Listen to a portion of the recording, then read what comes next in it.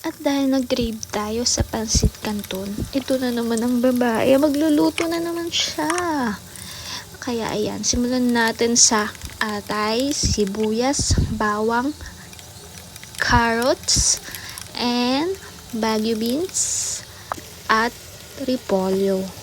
Halo na yan. Bonding together na talaga sila.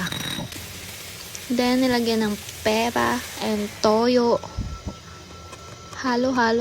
Nahilo na sila, guys. At lalagyan natin ng tubig. 2 baso yan.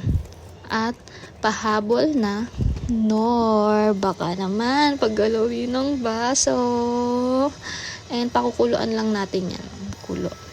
Wait natin kumulo. Then, hanguin natin yung gulay. Kasi ilalagay na natin yung canton. Yan na yung canton. Isang balot lang siya kasi ako lang naman ang kakain. At ako lang talaga. Ayan. Iano lang natin siya para ma-absorb niya yung sabaw.